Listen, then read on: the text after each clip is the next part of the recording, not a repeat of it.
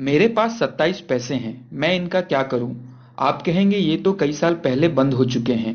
आप सही कह रहे हैं। इन पैसों की आज भले कोई कीमत ना हो, लेकिन आज़ादी वाले दिन यानी 15 अगस्त 1947 को मैं इतने पैसे से 1 लीटर पेट्रोल खरीद सकता था।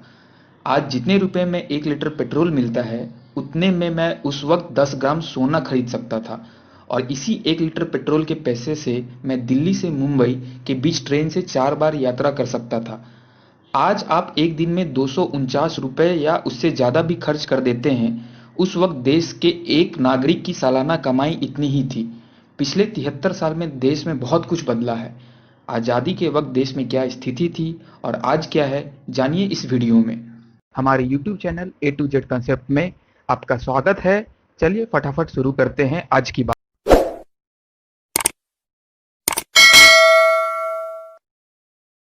चलिए अब देखते हैं हमारे देश की आबादी कितनी बढ़ी है। 1947 में जब हमें अंग्रेजों से आज़ादी मिली तो हमारी आबादी पता है कितनी थी? सिर्फ 34 करोड़। आज़ादी के बाद पहली बार 1951 में जनगणना हुई थी। उस समय हमारी आबादी 34 करोड़ से बढ़कर 36 करोड़ से कुछ ज़्यादा हो गई। आज़ादी के समय हमारा लिटरेसी रेट सिर्फ 12% था, वो भी 1951 तक बढ़कर 18% से ज़्यादा हो गया। आखिरी बार जनगणना 2011 में हुई थी। उस समय तक हमारी आबादी 121 करोड़ को पार कर गई। लिटरेसी रेट भी बढ़कर 74% आ गया, यानी आज़ादी के समय हमारे देश में सिर्फ 12% लोग ही पढ़ लिख पाते थे।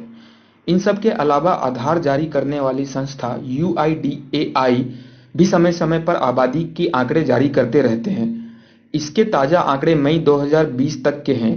UIDAI के डेटा बताते हैं कि मई 2020 तक देश की आबादी 137 करोड़ से ज़्यादा हो गई है। अब अगर हिसाब लगाएं तो पता चलता है कि आज़ादी के बाद से अब तक हमारी आबादी 4 गुना बढ़ गई है।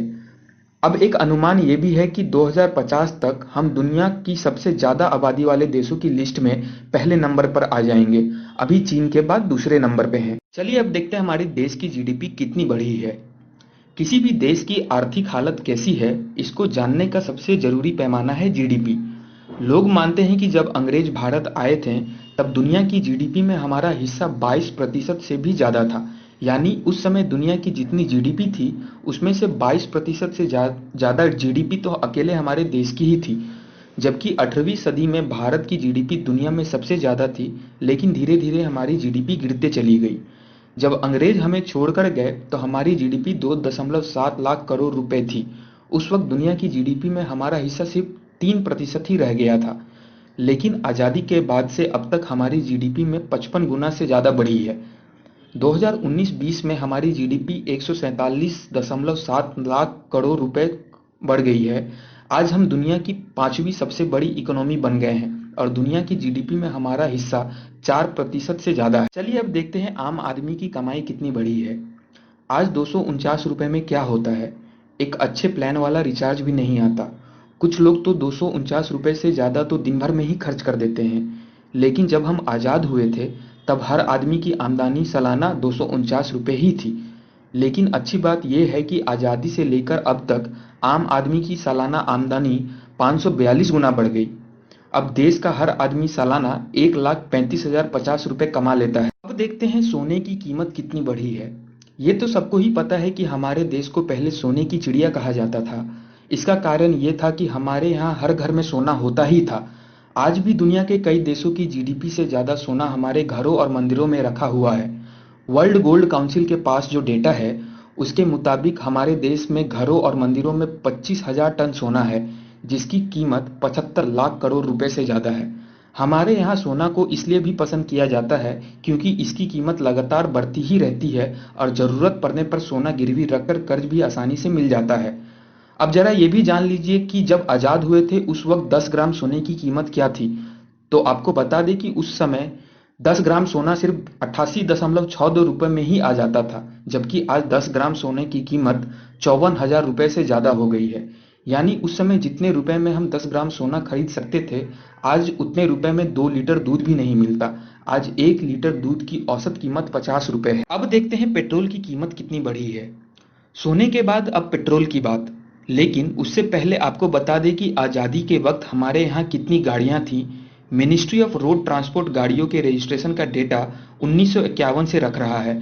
उस समय देश में 3 लाख के आसपास गाड़ियां रजिस्टर्ड थी, यानी आज़ादी के वक्त ही 3 लाख से कम गाड़ियां हमारे देश में होंगी, लेकिन अब 30 करोड़ से ज़्यादा गाड़ियां रजिस्टर्ड हैं। इतने सालों में न सिर्फ गाड़ियां बल्कि पेट्रोल की कीमत भी बढ़ी है। आज़ादी के वक्त हम सिर्फ 27 पैसे में ही 1 लीटर पेट्रोल खरीद सकते थे, लेकिन आज 1 लीटर पेट्रोल 80 रुपए से भी ज़्यादा का हो गया है। इस हिसाब से आज़ादी से लेकर अब तक हमारे यहाँ पेट्रोल 300 गुना से ज़्यादा महंगा हो गया है। देखते हैं रेल यात्री कितने बढ़े और किराया कितना बढ़ा। 16 अप्रैल 1853 वो दिन था जब हमारे देश में पहली ट्रेन चली थी। जो पहली ट्रेन चली थी उसने मुंबई से ठाणे के बीच 33.6 किलोमीटर का सफर तय किया था। उसके बाद रेलवे की पटरियां बिछती गई और धीरे धीरे रेल ही भारत की लाइफलाइन बन गई। लाइफलाइन इसलिए क्योंकि ट्रेन ही एक ऐसा जरिया है जिससे रोजाना करोड़ों यात्री सफर करते हैं। जब भारत पाकिस्तान के बीच बंटवारा हुआ तब भी रेल ही एकमात्र ऐसा जरिया थी जिससे लोग भारत से पाकिस्तान और पाकिस्तान से भारत आ रहे थे। अभी भी जब कोरोना वायरस को फैलने से रोकने के लिए लॉकडाउन लगा तो प्रवासी मजदूरों को घर पहुंचाने का काम भी रेल ने ही किया। इसको लाइफलाइन कहने का एक कारण यह भी है कि इसके सफर करने वाले यात्रियों की संख्या हर साल बढ़ रही है। 1950 से 51 में ट्रेन से साल भर में 128 करोड़ यात्री सफर करते थे, जिनकी संख्या 2018-19 में बढ़कर 843 करोड़ से ज्यादा हो गई। यानी इतने सालों में ट्रेन से सफर करने वाले यात्रियों की संख्या 6.5 गुना बढ़ गई है। अब यात्रियों की संख्या बढ़ी है, महंगाई बढ़ी है, रेल नेटवर्क बढ़ा है, तो जाहिर है कि किराया भी बढ़ा ही होगा। तो समझिए कि 1950-51 में रेलवे हर 1 किलोमीटर पर 1.5 पैसा किराया वसूलती थी, जबकि 2018-19 में हर किलोमीटर पर 44 पैसे से ज़्यादा किराया लगता है। इस हिसाब से रेलवे का किराया भी 30 गुना बढ़ गया। अब किराया बढ़ा है तो रेलवे की कमाई भी बढ़ी होगी, तो उसके आंकड़े भी देख लीजिए। 1950 से 51 में रेलवे को यात्रियों से 98 करोड़ रुपए का रेवेन्यू साल भर में मिलता था और 2018-19 में 50,000 करोड़ से ज्यादा का रेवेन्यू साल भर में आया। अब देखते हैं केंद्र सरकार का खर्च कितना बढ़ा। जब सब कुछ बढ़ ही रहा है तो केंद्र सरकार के खर्च पर भी नजर डाल ही लेते हैं। जब हम आजाद हुए तो हमारा पहला बजट आया। आजाद भारत का यह पहला बजट 15 अगस्त 1947 से 31 मार्च 1948 के लिए था। इस बजट में सरकार ने 197 करोड़ रुपए रखे थे। उसके बाद अब तक हमारे देश के बजट में 15,500 गुना से ज्यादा की बढ़ोतरी हुई है। 2020-21 में वित्त मंत्री निर्मला सीतारमण ने जो बजट पेश किया था उसमें सरकार ने 30.42 लाख रुपए करोड़ रखे थे। ये पैसा हमारी हेल्थ, हमारी पढ़ाई, हमारी देश की सुरक्षा, तरक्की और बाकी जगहों पर खर्चा होगा। अब देखते हैं डॉलर के मुकाबले कितना कमजोर हुआ है रुपया। अक्सर आपने सुना होगा कि आजादी के वक्त $1 की वैल्यू ₹1 के बराबर थी, लेकिन सरकारी आंकड़ों में ऐसा कोई जिक्र कहीं नहीं मिलता है।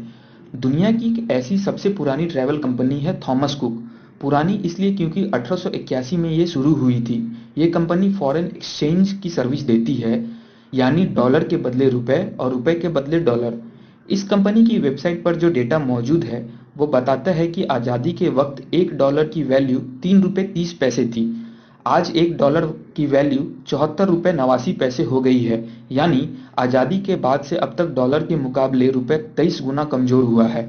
अब जरा ये भी समझ लेते हैं कि डॉलर के मुकाबले रुपए कमजोर होने का कितना असर पड़ता है, क्योंकि इसका असर सिर्फ देश की सरकार ही नहीं बल्कि आम लोगों को भी पड़ता है। कैसे? तो ऐसा इसलिए क्योंकि दुनिया भर में कारोबार का एक ही करेंसी है और वो है डॉलर। अगर हमें विदेश से कुछ भी खरीदना है तो हमें उसकी कीमत हमें डॉलर में ही देनी होगी। इससे महंगाई भी बढ़ती है। इसको ऐसे समझिए कि अगर हमें अमेरिका से कोई सामान खरीदना है तो उसकी वैल्यू $1 है, तो उसके लिए हमें अमेरिका को 75 रुपए देने पड़ेंगे। लास्ट में देखते हैं फॉरेन एक्सचेंज रिजर्व कितना बढ़ा। रुपए के कमजोर होने का असर हमारे फॉरेन एक्सचेंज रिजर्व पर पड़ता है। दरअसल होता क्या है कि दुनिया के हर देश के पास दूसरे देश की करेंसी का रिजर्व रहता है। इसके जरिए ही कोई भी देश एक्सपोर्ट इंपोर्ट करता है। इस रिजर्व को फॉरेन एक्सचेंज रिजर्व कहते हैं।